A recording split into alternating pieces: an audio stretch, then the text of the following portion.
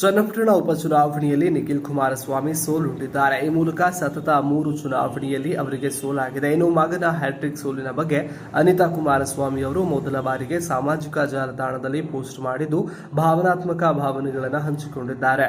ಇನ್ನು ನನ್ನ ಮಗ 3 ಸಲ ಸೋಲನ್ನ ಕಂಡಿದ್ದಾನೆ. ಅವನು ಚುನಾವಣೆಯಲ್ಲಿ ಮಾತ್ರ ಸೋತಿದ್ದಾನೆಯೇ ಹೊರತು ಮನುಷ್ಯನಾಗಿ ಸೋತಿಲ್ಲ. ಅವನ ಮಾನವೀಯತೆ ಸಹೃದಯತೆ ಸೋತಿಲ್ಲ ಎಂದಿದ್ದಾರೆ.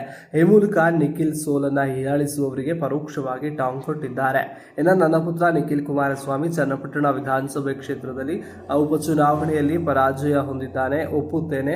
ಚುನಾವಣೆಯ ವ್ಯವಸ್ಥೆಯಲ್ಲಿ ಸೋಲು ಗೆಲುವು ಇದ್ದೇ ಇರುತ್ತದೆ ಹಾಗೂ ಒಬ್ಬರು ಗೆಲ್ಲಬೇಕಾದರೆ ಇನ್ನೊಬ್ಬರು ಸೋಲಲೇಬೇಕಾಗಿರುತ್ತೆ. ಆದರೆ ಸೋಲಿಗೆ ಅನೇಕ ಕಾರಣಗಳಿರುತ್ತವೆ. ಹಾಗೆಂದು ನಿಖಿಲ್ ಸೋಲಿನ ಕಾರಣಗಳ ಬಗ್ಗೆ ಚರ್ಚಿಸುವುದು ನನ್ನ ಉದ್ದೇಶವಲ್ಲ ಎಂದು ಬರೆದುಕೊಂಡಿದ್ದಾರೆ.